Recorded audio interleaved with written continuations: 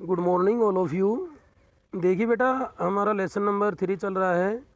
Page number 7-9 के ऊपर देखिए 3.2 मोटापा।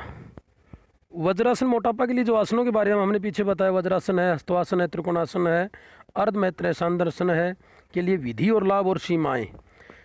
देखिए, ओबिसिटी जो मोटापा है, मोटापे को असामान्य या अत्यधिक वसा संचय के रूप में परिभाषित किया। अधिक वसा जो संचय इकट्ठा होना के रूप में परिभाषित किया गया है, जो स्वास्थ्य को खराब कर सकता है। मोटापा एक चिकित्सा स्थिति है जब व्यक्ति के शरीर में आदर्श वजन की तुलना में, एक अच्छा वजन की तुलना में 20% या अधिक वसा होती है। WHO के अनुसार BMI क्या है कि बराबर वजन किलोग्राम में, ऊंचाई मीटर में होती है। BMI का जो नीचे वर्गीकरण दे रखा है, BMI जो अंडर वेट होती है 18.5, जो 18.5, सामान्य वेट होता है 18.5 माइनस 24.9। इसका जो वर्गीकरण दे रखा है BMI में नीचे मोटापे को असामान्य अत्यधिक वसा संचय के रूप में परिभाषित किया, जो स्वास्थ्य के लिए जोखिम है। यदि BMI 18.5 से कम हो तो व्यक्ति का वजन एक श्रेणी में आता है। कम वजन क्या, कौन श्रेणी में आता है? कम श्रेणी में, कम वजन की श्रेणी में आता है।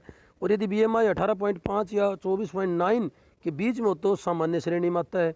और BMI 25 से 29.9 के बीच में हो तो व्यक्ति अत्यधिक श्रेणी में आता है। ये इसका मोटापे का जो श्रेणी होती है, वर्गीकरण होता है, जो BMI के अकॉर्डिंग। जो BMI क्या होती है? Body mass index. ये आगे देखिए बेटा, मोटापा केसेज ऑफ द ओबिसिटी, मोटापे के कारण क्या हैं? कहते हैं कि मोटापे अधिक वजन का मूल कारण कैलोरी का सेवन और कैलोरी खर्च के बीच में ऊर्जा का असंतुलन है। कहते हैं कि मोटापा अधिक वजन का मूल कारण है, कैलोरी का सेवन और कैलोरी खर्च के बीच में एक ऊर्जा का असंतुलन है। जो संतुलन नहीं बन पाता है, संतुलन है उसका बढ़ना। अधिक ऊर्जा वाले खाद्य पदार्थ का बढ़ना, सेवन जिसमें वसा की मात्रा अधिक हो। कहता है कि अधिक ऊर्जा वाले जो पदार्थ का सेवन होता है जिसमें वसा की मात्रा अधिक होती है, उसके कारण मोटापा बढ़ता है। और काम के कई रूप में बढ़ती गतिहीन प्रकृति, परिवहन के बदल तरीकों, शहरीकरण के बढ़ोतरी के कारण मोटापा बढ़ता है। मोटापे के जोखिम जो कारक होते हैं, risk the factor of the obesity. कहता है बढ़ा हुआ BMI और गैर संचारी रोगों के बीच में कार्डियोवस्कुलर, मधुमेह, मस्कुलोस्केटल्स विकार, कुछ कैंसर के लिए कुछ प्रमुख कारण होते हैं, जो उसके ऑस्टियोआर्थराइटिस, जोड़ों का अत्यधिक चेक्सम का रोग। BMI में वृद्धि के साथ इन गैर संचारी रोगों के लिए जोखिम बढ़ता है। बचपन में मोटापा समय से पहले मृत्यु का, विवक्षता से, विकलांगता से संबंधित है, लेकिन भविष्य में जोखिम के कुछ वृद्धि के अलावा मोटापे में ग्रस्त बच्चों को सांस लेने में कठिनाई होती है, फ्रैक्चर का खतरा बढ़ जाता है, उच्च रक्तचाप बढ़ जाता है, हृदय रोग संबंधी बीमारियां हो जाती हैं, इंसुलिन प्रतिरोध मनोवैज्ञानिक प्रभाव पड़ता है। 3.3 मधुमेह, भुजंगासन। कहते हैं मधुमेह के लिए कौन सा आसन अच्छा होता है? भुजंगासन, पश्चिमितासन, पवनमुक्तासन, अर्ध मर्त्यासन के लिए विधि और लाभ। मधुमेह एक बीमारी है जिसमें रक्त ग्लूकोज या रक्त शर्करा का स्तर बहुत अधिक हो जाता है। जो हम खाते हैं उनमें अधिकांश ग्लूकोज का टूट जाता है और ग्लूकोज रक्त के चीनी के रूप है। ये हमारे शरीर के लिए अपना एक रास्ता बना लेता है। हमारी कोशिकाएं ऊर्जा और विकास के लिए ग्लूकोज का उपयोग करती हैं। हालांकि ग्लूकोज इंसुलिन के बिना हमारी कोशिकाओं में प्रवेश नहीं कर सकता, लेकिन इंसुलिन हमारी कोशिकाओं को ग्लूकोज लेने के लिए संभव बनाता है। इसलिए एक हार्मोन्स है जिसमें अग्न्याशय द्वारा उत्पादित किया जाता है। खाने के बाद अग्न्याशय कोशिकाओं में हमारे रक्त में मौजूद ग्लूकोज की स्थानांतरित करने के लिए स्वचालित रूप से पर्याप्त मात्रा में इंसुलिन छोड़ता है। जैसे कि ग्लूकोज की कोशिकाओं में प्रवेश कर लेता है, रक्त ग्लूकोज का स्तर गिर जाता है। मधुमेह निम्नलिखित प्रकार का वर्गीकृत किया गया, जहाँ नंबर 1 पे क्या बताया? जहाँ इंसुलिन का कोई उत्पाद नहीं होता। जहाँ अग्न्याशय, नंबर 2 पे, जहाँ अग्न्याशय प्राप्त इंसुलिन का उत्पाद नहीं करता। ठीक है। 3.4 पे देखिए, अस्थमा। अस्थमा में क्या होता है? सुखासन, चक्रासन, गौमुखासन, पवनमुक्तासन, भुजंगासन, पश्चिमितासन, मत्स्यासन की विधि और लाभ और सीमाएं। कहता है कि अस्थमा फेफड़ों के वायुमार्ग से संबंधित एक पुरानी बीमारी है। वायुमार्ग या ब्रोंकियल ट्यूब्स फेफड़ों में हवा के आने और बाहर जाने देते हैं। अस्थमा में वायुमार्ग सूजे हुए होते हैं, वे अधिक सूज जाते हैं और वायुमार्ग के इर्द गिर्द मांसपेशियों से कस जाते हैं। इसमें फेफड़ों में हवा को अंदर और बाहर जाने में बड़ी मुश्किल होती है। इसमें खांसी, घबराहट, सांस का फूलना, छोटा होना, सीने में जकड़न, जैसे लक्षण पैदा होते हैं, जैसे आपने देखा होगा सांस का पूरी तरह से नहीं लेना है, लंबे लंबे सांसें लेना, घबराहट होना, चेहरे पे प्रलाली होना, लाल जैसे कि लाल चेहरा हो जाता है, सांस आने में दिक्कत होती है, आंखों में पानी आने लग जाता है, छाती में अकड़न हो जाती है, घबराहट सी हो जाती है। ये क्या होता है, इस कारण क्या होते हैं, वायु में धूल के जो कान होते हैं, धूल के कान मोल्ड स्पॉज तिलचट्टा के कान होते हैं, श्वास संबंधी रोग सामान्य जुकाम के कान होते हैं, ठंडी हवा के कान होते हैं, वायु प्रदूषण जैसे धुआं। ये अस्थमा था। अगर 3.5 है देखिए उच्च रक्तचाप। उच्च रक्तचाप में क्या होता है, कौन से आसन अच्छे होते हैं, ताड़ासन, वज्रासन, पवन मुक्तासन, अर्ध चक्रासन, भुजंगासन, शवासासन।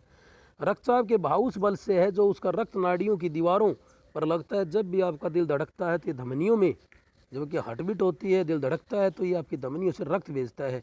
जब आपका दिल धड़ककर धमनियों में रक्त का पंप करता है तो रक्तचाप अधिकतम होता है।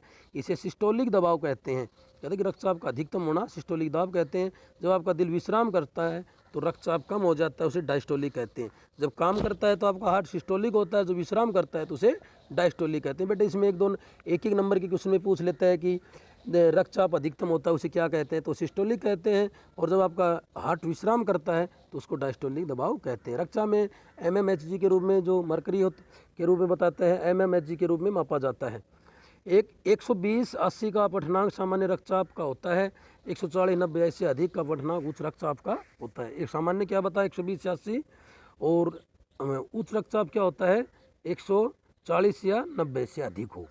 ठीक है, ये रक्तचाप को लक्षण नहीं होते, पर जैसे गंभीर समस्याएं जैसे दौरा, हृदय घाव, दिल का फेल हो जाना, गुर्दे का फेल हो जाना, हार्ट अटैक होना, ब्रेन हेमरेज होना, ये बीपी की, और ये कहता है कि रक्तचाप की ऐसी हाइपर जो टेंशन होती हैं, ये बीमारियां होती हैं। रक्तचाप की जो किस्में होती हैं ये 2 प्रकार की होती हैं, प्राथमिक और द्वितीय। प्राथमिक क्या होता है, ज़्यादातर वयस्कों के रक्तचाप को अधिक कोई विशेष कारण नहीं होता, इस प्रकार समस्या प्राथमिक रक्तचाप कहते हैं, कई वर्षों धीरे धीरे विकसित होती हैं। द्वितीय में क्या बताया, कई व्यक्तियों को किसी विशेष प्रकार के उच्च रक्तचाप की समस्या पैदा होती है। इस प्रकार की समस्या में जिसे द्वितीय उच्च रक्तचाप कहते हैं, अचानक पैदा होती हैं, तब प्राथमिक समस्या से अधिक रक्तचाप का कारण होती है। कई बार क्या होता है, हाइपरटेंशन अचानक बिना किसी कारणवश अचानक आ जाती है, द्वितीय होती हैं।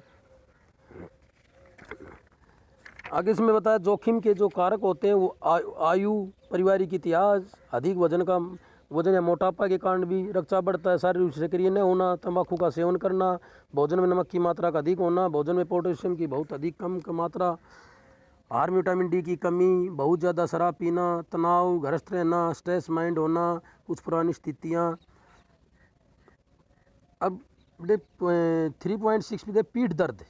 पीठ दर्द के लिए क्या होता है कि हमारा ताड़ासन, अर्ध मैत्रांतरासन, वक्रासन, शलभासन, भुजंगासन।